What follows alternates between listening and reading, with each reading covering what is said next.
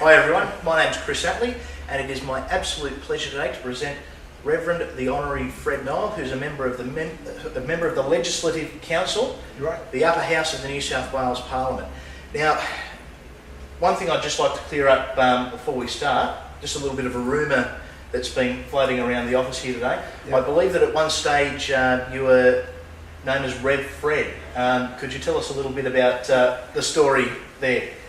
Well, that's going back to my motorbike days. I've had a number of bikes. I had first bike was an old Indian, which is like a Harley Davidson, and VSAs. I finished up with a 650 Gold Flash, and I used to do a lot of riding. And I went to Bible College in Melbourne, so I used to ride all the way from Sydney to Melbourne in one day, and so I got this nickname then, the Rev Fred.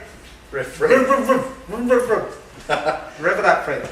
Excellent. Well, I think for the purpose of this interview, for the rest of the day, we're gonna call you Rev Fred. That's okay. A bit of a blast from the past for you. Yeah. Now, look, Rev Fred, tell us a little bit about yourself. For the people out there, this might be their first time seeing you. Right. Who is Rev Fred? Right. What do you do? Where have you come from? Yeah. And where are you now?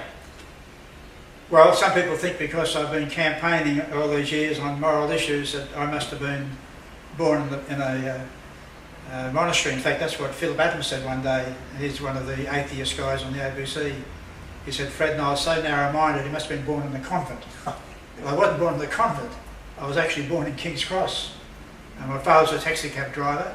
My mother was a waitress. They met, fell in love, got married, and I was a result. So that's where I started. And now I'm a committed Christian. I made Jesus my saviour. I actually feel that God had a purpose in my life from when I was in the womb, being born in King's Cross. And like Jeremiah and others, he was saying, I called you while you're in the womb. And I want you, Fred, to sort out King's Cross. I want you to clean it up. And as a symbol of cleaning up our country, our nation. And I really believe God's had his hand on my life from the womb right up to now. Excellent.